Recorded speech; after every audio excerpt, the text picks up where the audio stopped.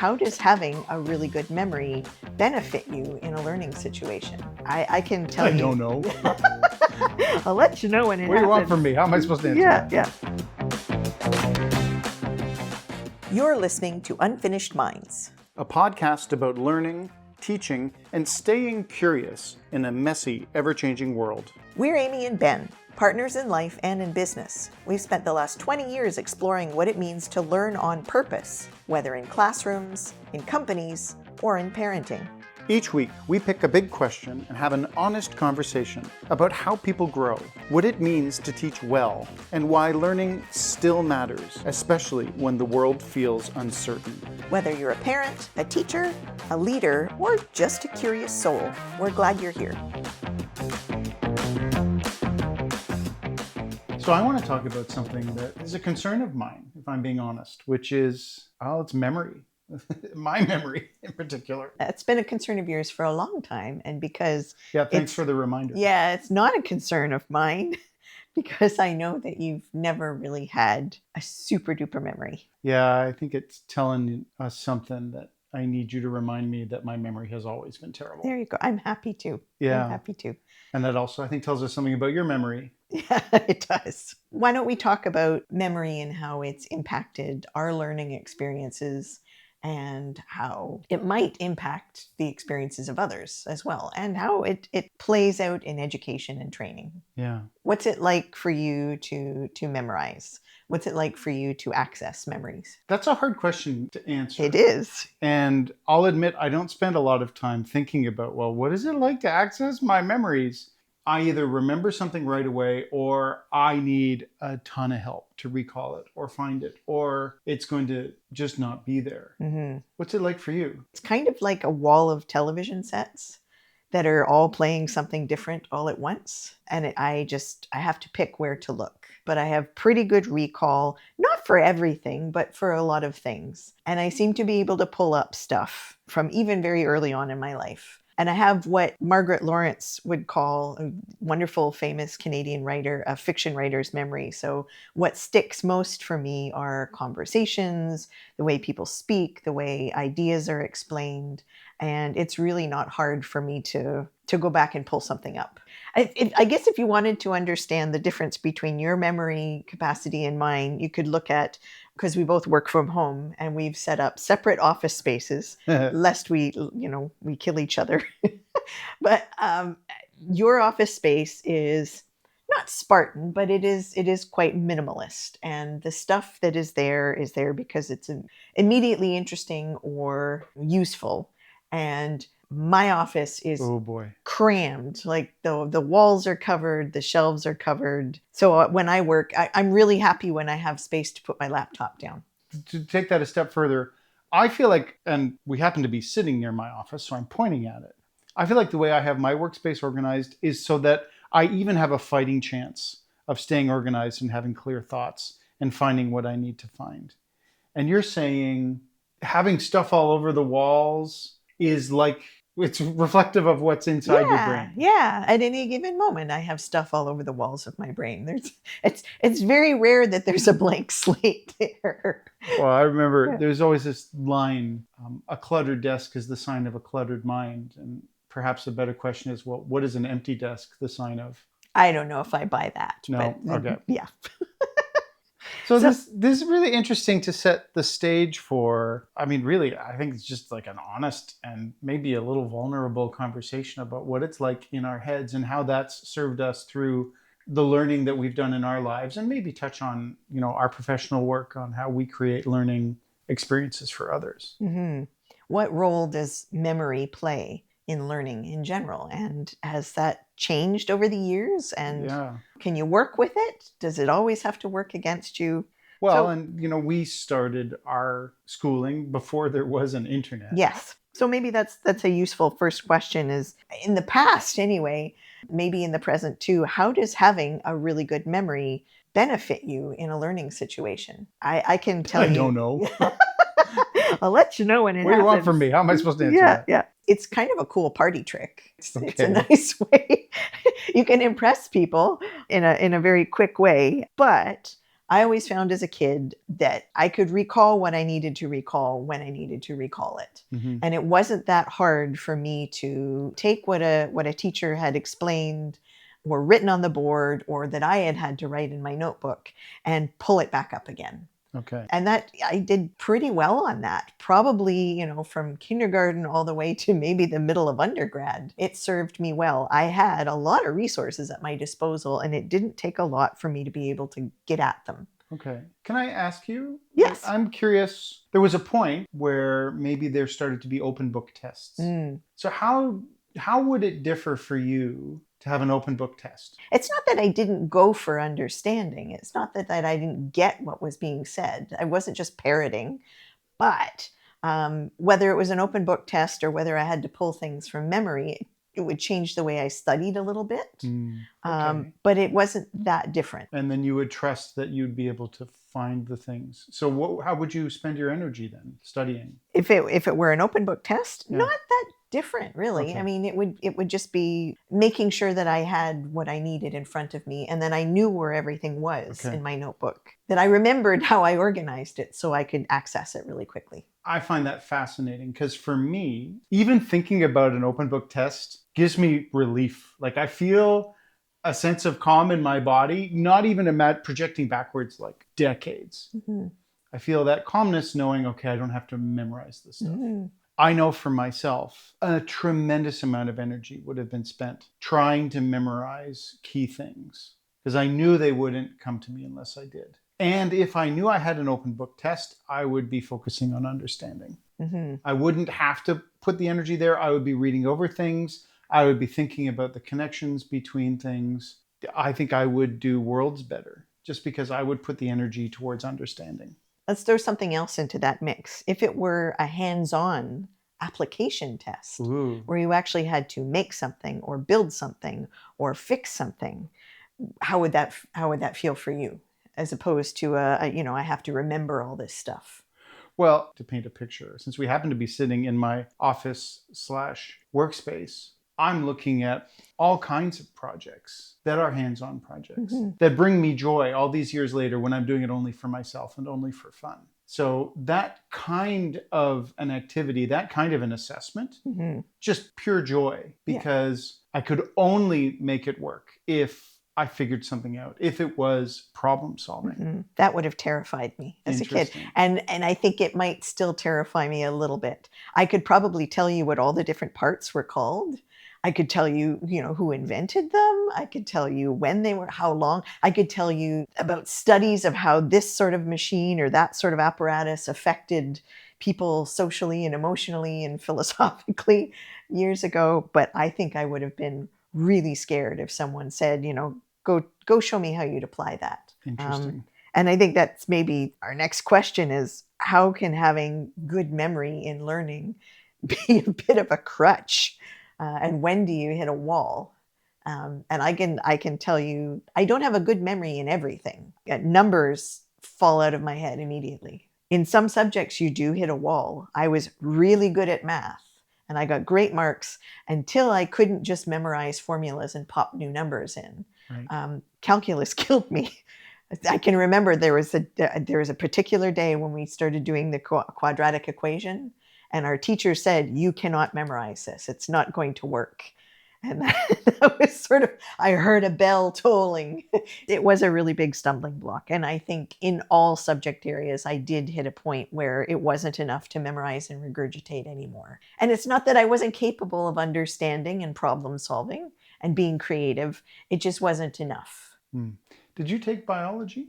I never took biology. Maybe I should have. So biology is an interesting topic for me because I managed to avoid taking it in high school. You have the first couple years of high school, you get introduced broadly to topics in science class before they become specialized.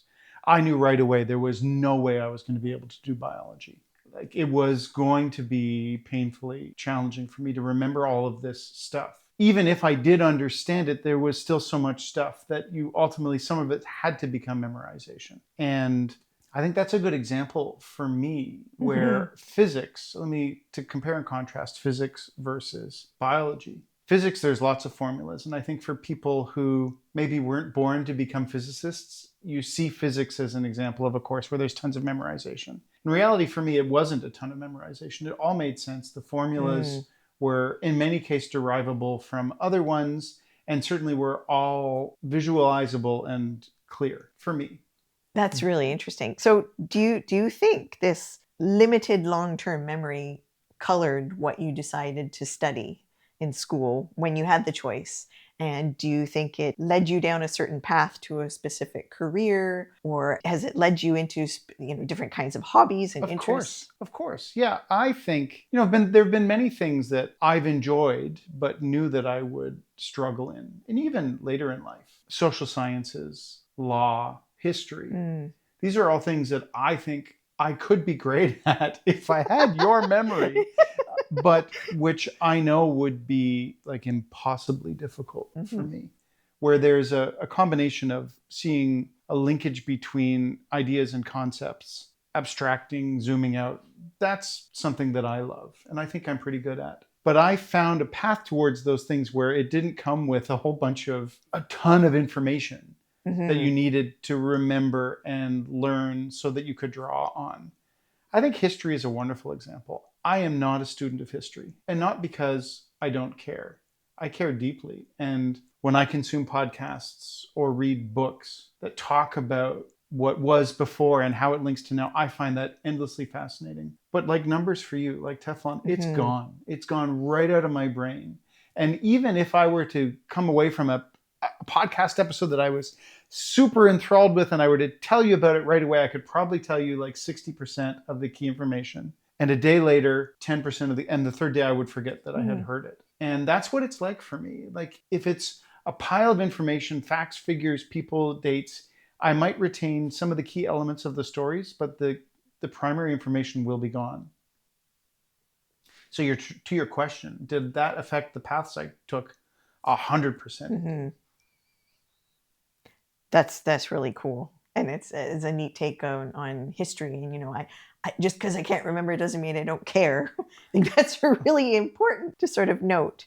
I think in terms of my own, what I chose to study when I did have a choice and where it's led me career-wise and passion-wise, I think I went kind of the other direction. I think I chose stuff where memory was definitely an asset, but it required a lot more than that. So I studied literature and writing and communications and philosophy and other humanities subjects, languages. I guess languages, the memory thing helped a lot. But those other things, memory is nowhere near enough, not anywhere near sufficient to be successful and interesting as a philosopher or a writer. It's a basis and it's lovely to draw from it. But I think in philosophy in particular, there was a point somewhere in the middle of undergrad where I sort of realized I'm going to have to go out on my own now, and I'm going to have to actually problem solve and think critically and put things together and come up with my own ideas. And maybe I didn't really even get good at that until grad school. Maybe I really didn't leap off the edge. So I think it kind of pushed me, maybe some recognition at some point that memory wasn't enough, that I was capable of more than just coughing up facts and figures, that my learning was only going to go so far if I was going to lean on my ability to recall stuff. If I think of where my career took me, which was brushing by the academic realm, I problem solve. I think that's pretty much what I do all day. Yep. And even in the education work, even when I was at the front of a classroom teaching, it was always areas and subjects like computer programming and project management where I was doing my best to impart best practices based on the experiences I had doing stuff. I was not an academic instructor. I was not presenting a ton of theories. I was in a technical college presenting problem-solving technical skills to people who needed to become technicians. Yeah. I mean, that's kind of the way it worked for me. And that was a really good fit. And when I think about my daily bread, the stuff that I'm doing all day long, it's really about finding novel solutions to interesting problems.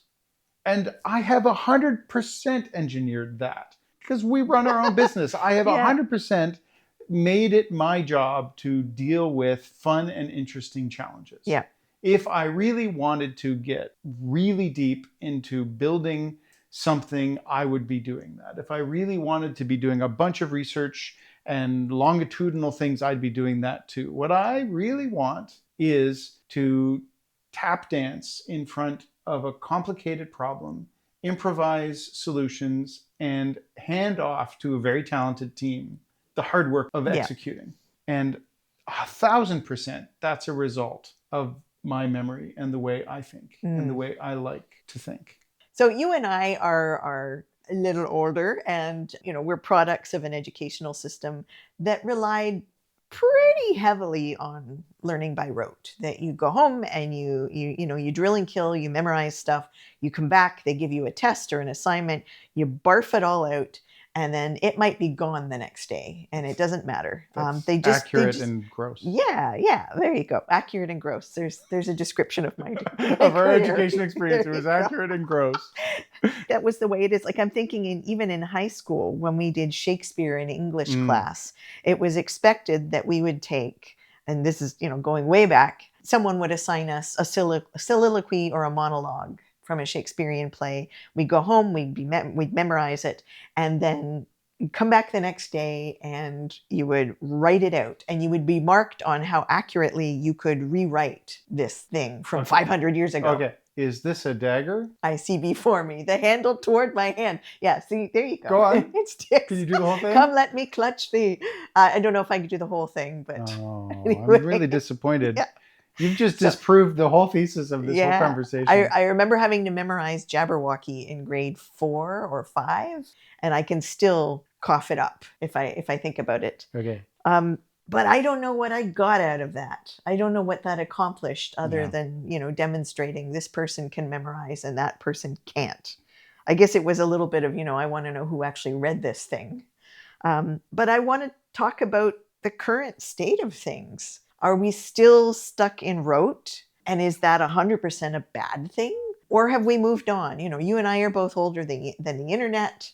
And we now have the sum total of human experience and knowledge on a tiny rectangle in our pockets. So do you think it still has a place in education and training? Or should we just be moving on? And of course, the answer is, well, both and. Mm-hmm. And I'm going to fall back on my catch-all, which is anything is okay as long as you've got intentionality and thoughtfulness behind the pedagogy behind a thing. Mm-hmm. And those are cop-outs. Mm. Because in reality, I think memorizing a whole bunch of biology seems wasteful when you can pull it up quickly. But that's my bias.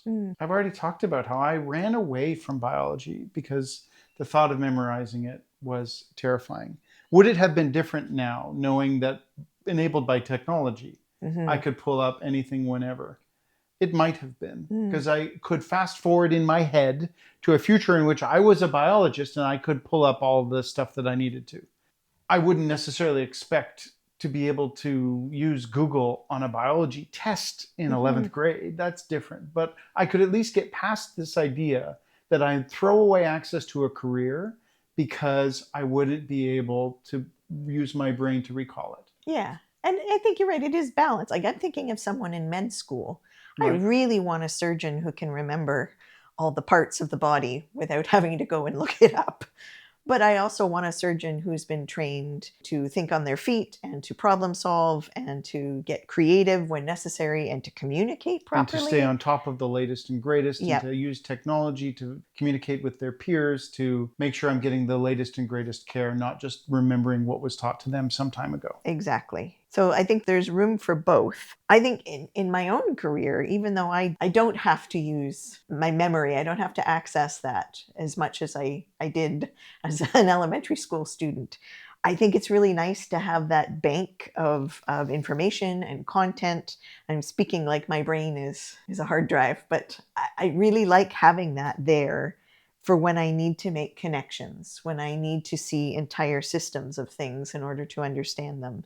I really like having the vocabulary and the know-how in my memory. I think it allows me to be more creative. If you know what you've already got in store, you can have a better idea of, okay, well, how do I branch out from there? Yeah, and even to use some simple examples, times tables. Yes. You really get stuck. There's a gap if You you don't really, know. Yeah. and there are some young people in our lives that, due to interruptions due to the pandemic, the start of the pandemic, there were gaps introduced in the way Yeah. they learn certain key elements of math. Yeah. And you have to fill those gaps, otherwise you ultimately get stuck. And even if you could hypothetically use a calculator to do 9 times 12, it slows you down so much that there is value to having that stuff at your fingertips, so that it doesn't get in the way of learning the things that follow when you start to do algebra, which leads into calculus, so that you can use the quadratic equation effectively. I think that there are certain elements that, the derogatory term for it in math education is drill and kill. Let's just do these worksheets over. Yeah. Some of that is, I think, important if it's done intentionally. And I think you can even do a better job of communicating that with the kid and the parent, so that the kid doesn't just feel like Mrs. or Mr. what's his name at the front of the classroom just keeps giving us all these worksheets because they hate us. No, because you need this in your memory. You need it as part of your repertoire. Right, in order to, exactly. And I think that, as an example, bears true across a lot of the human experience. For literacy, and I don't want to throw the baby out with the bathwater. The role of memory in literacy too. That there's some stuff that you just have to put in there and get it to stick. Yeah. And for some people, that's a real challenge. People who have learning challenges in literacy, and I think that's where, as learning creators, we have to get more creative in how we help people get it to stick. Right. And it is a muscle. It is something that requires practice, and you need to build your confidence. And so it can't just go away, because now there are enabling technologies that didn't exist years ago. I don't think you can discard some of those tried and true older ways of building a foundation from which to scaffold really great skills and experience. I think we need to be open to the way technology can help people to have a deeper understanding, to build skills better. And if we expand this from, we've been talking a lot about the earlier days of our education and a little bit about kind of post-secondary, but if I think about just my own practice, like the way that I leverage ChatGPT in this moment, for example, I don't use it for problem solving, but I do oftentimes have a number of chats going to polish messaging that I have. Not necessarily so that I can have the writing be perfect, but so that I can be a little bit faster. But even more so, where I find the way I use it is I go back to find things. It's really effective for me to be able, as a memory tool. So it's not problem solving for me. It might be helping me organize my thoughts and helping me find stuff later.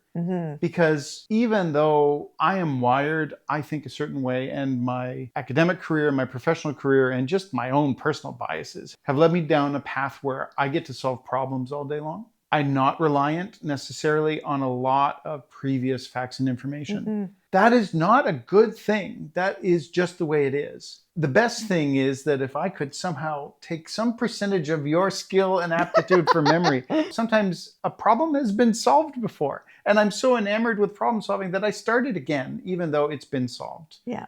And that is wasteful, and in some cases dangerous. I agree.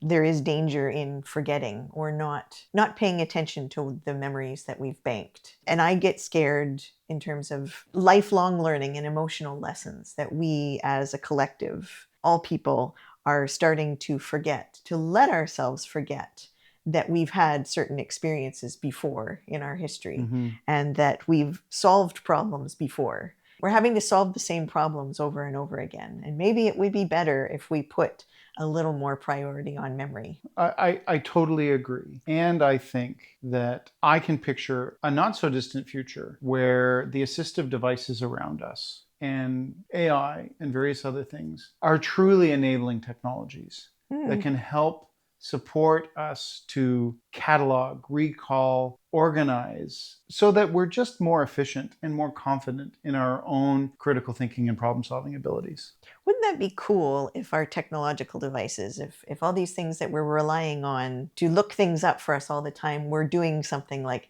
it's okay, you've done this before. You figured this out before. You know this. Just take a minute. And with the right design by humans, any topic now could live in that happy medium. Yeah. Why not? Where history, biology, and law terrified me because I knew I'd be up all night memorizing stuff. Maybe it would have been a path for me. Mm-hmm. We've been talking a lot about skill and memory and recall. I mean, let's bring fun into it. Because I know for myself, if I had to memorize a bunch of things, I would not be having fun.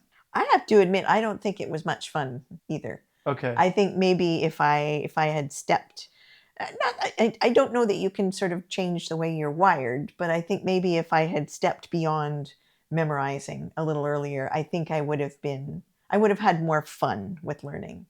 If I just sort of, and you've talked about confidence right in the last few minutes, and I think that would have been a key factor in it, to have someone say to me, look, you've got a memory like sticky paper. You're good. Now let's play with what you can remember.